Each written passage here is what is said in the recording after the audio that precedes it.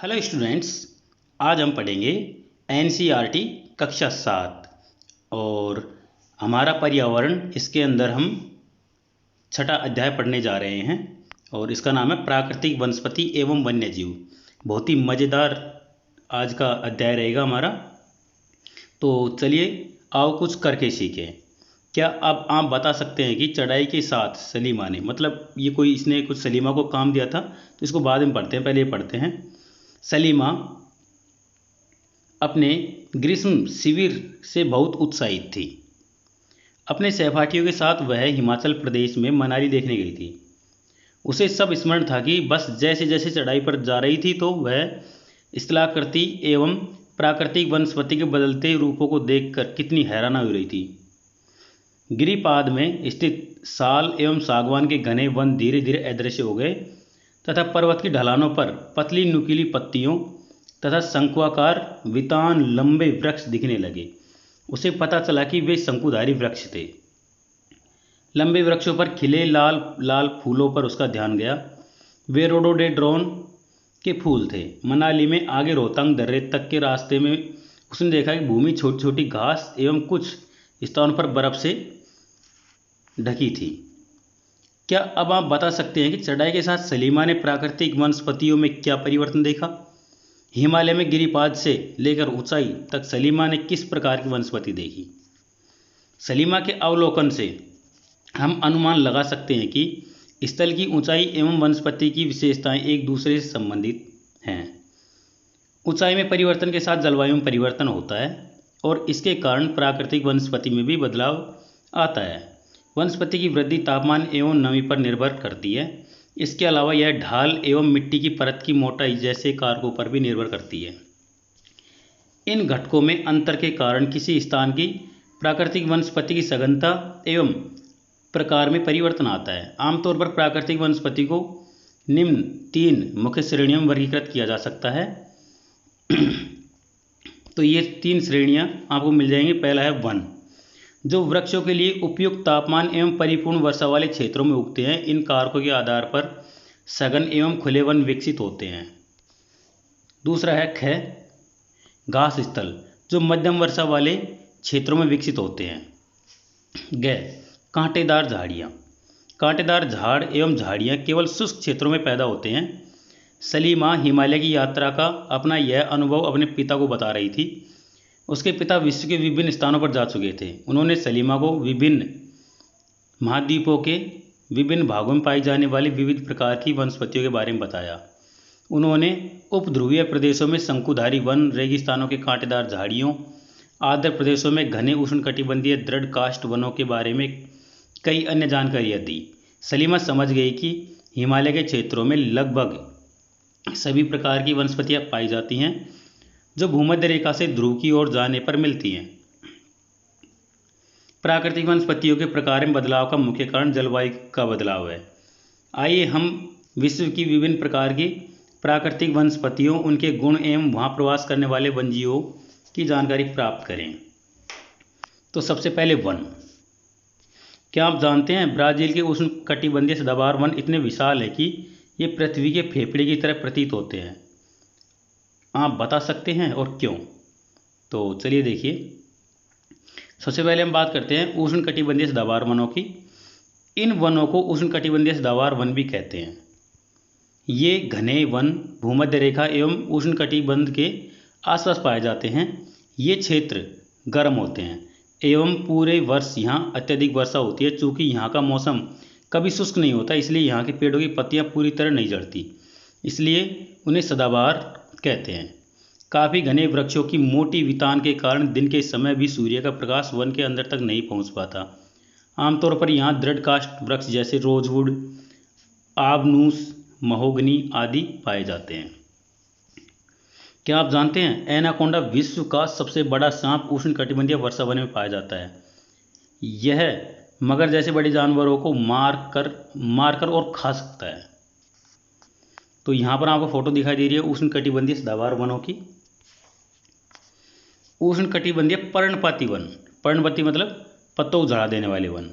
उष्णकटिबंधीय पर्णपाती वन मानसूनी वन होते हैं जो भारत, उत्तरी ऑस्ट्रेलिया एवं मध्य अमेरिका के बड़े हिस्सों में पाए जाते हैं। इन क्षेत्रों में मौसमी परिवर्तन होते रहते हैं। जल संरक्षित रखने के लिए शुष्क मौसम में यहाँ वृक्ष पत्तियाँ झाड़ देते हैं। इन वनों में पाए जाने वाले दृढ़ काष्ठ वृक्षों में साल, सागवान, नीम तथा शीशम हैं। दृढ़ काष्ठ वृक्ष फर्नीचर, यातायात एवं निर्माण सामग्री बनाने के लिए बहुत उपयोगी होते हैं। इन प्रदेशों में आमतौर पर पाए जाने वाले जानवर हैं बाघ मतलब टाइगर, शेर, हाथी, गोल्डन लंगूर एवं बंदर आदि। आओ कुछ करके सीखें। भारत में शीतोष्ण सदाबहार एवं शीतोष्ण पर्णपाती वन कहाँ पाए जाते हैं, उन राज्यों के नाम बताइए। भारत में अधिकतर किस प्रकार के वन पाए जाते हैं, तो इनके बारे में अभी आगे पढ़ते हैं। देखिए, शीतोष्ण सदाबहार वन।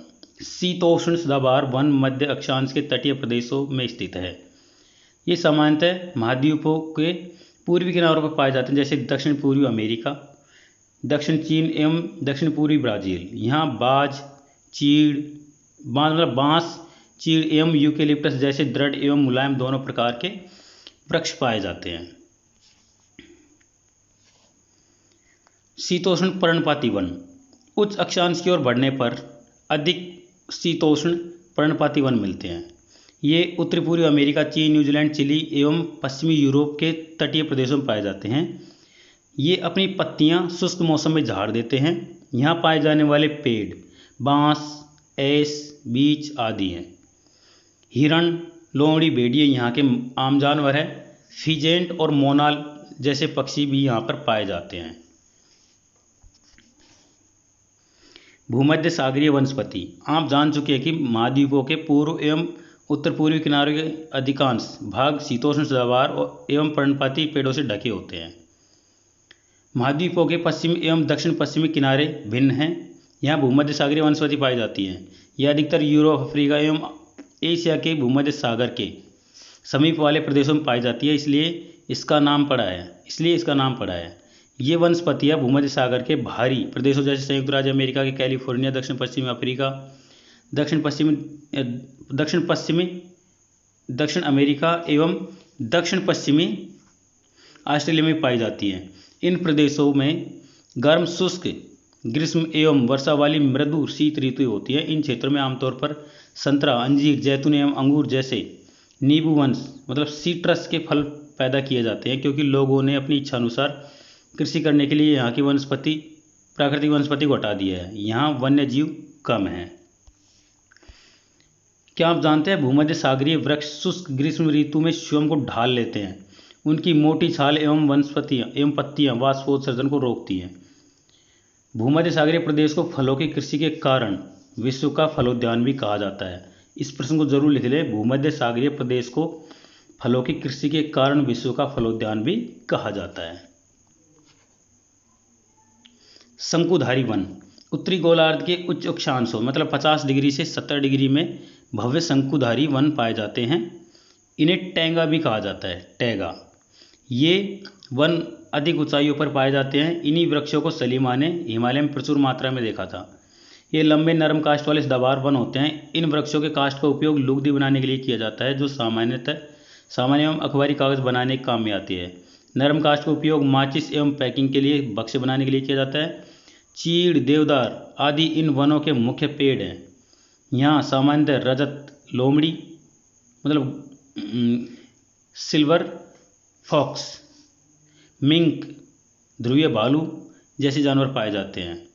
क्या आप जानते हैं रूसी भाषा में टैगा का अर्थ है शुद्ध या अनछुआ। घास स्थल। उष्णकटिबंधीय घास स्थल। ये वन भूमध्य रेखा के किसी भी तरफ उग जाते हैं और भूमध्य रेखा के दोनों ओर से उष्णकटिबंधीय क्षेत्र तक फैले हैं। यहाँ वनस्पति निम्न से मध्य वर्षा वाले क्षेत्रों में पैदा होती है। यह घास काफ़ी ऊंची लगभग 3 से 4 मीटर की ऊंचाई तक बढ़ सकती है।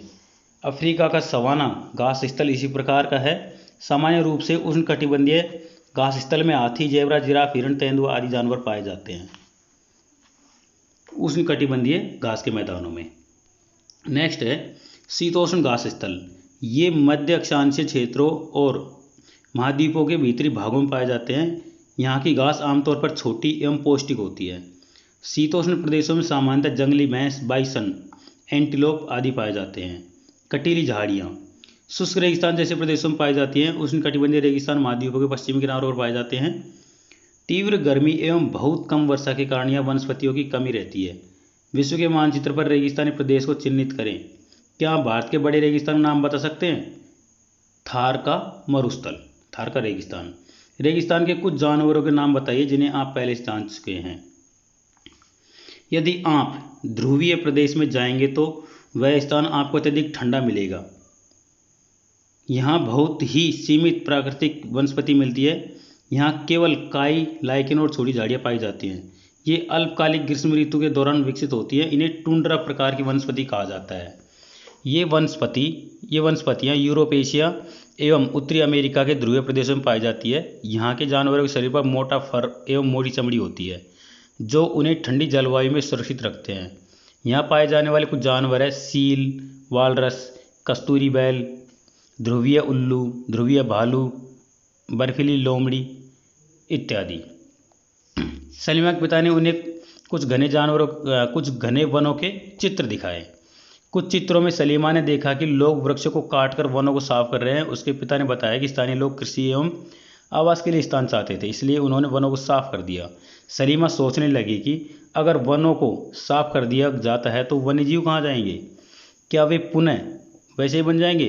अगर लोग इसी प्रकार पेड़ों काटते रहे तो भविष्य में पर्याप्त ऑक्सीजन, जलवाष्प, लकड़ी, फल, मेवे आदि कहाँ से मिलेंगे? क्या आप सलीमा से सहमत हैं?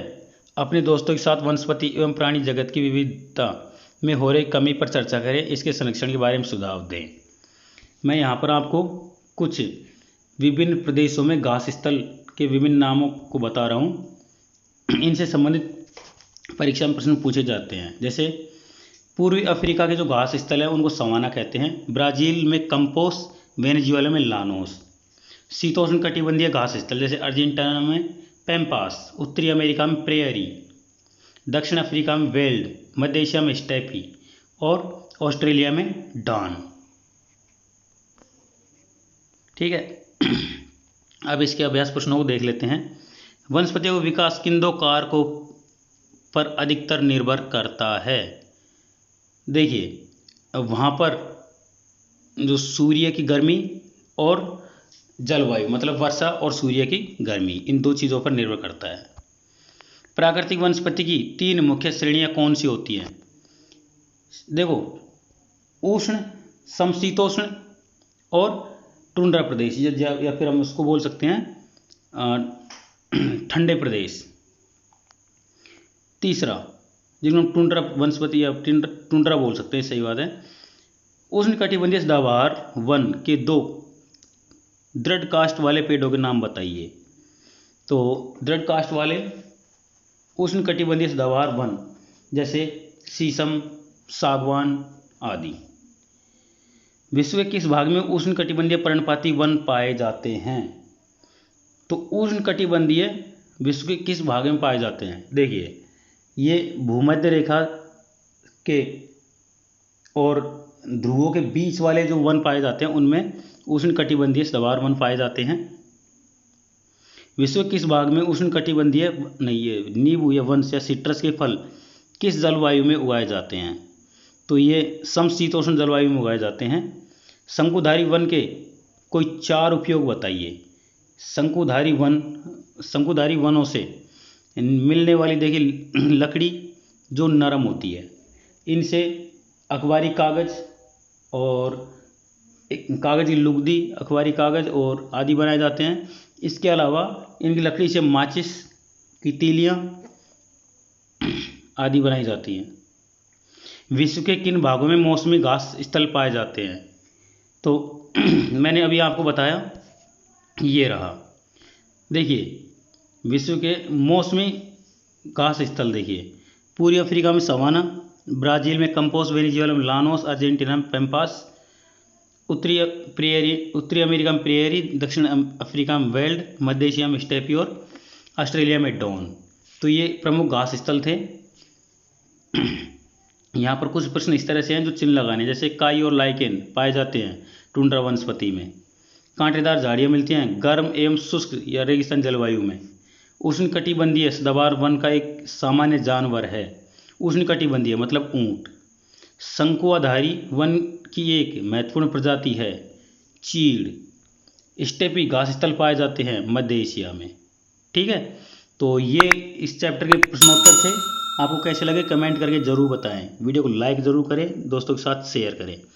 चलिए मिलेंगे अगले अध्याय के साथ में। धन्यवाद।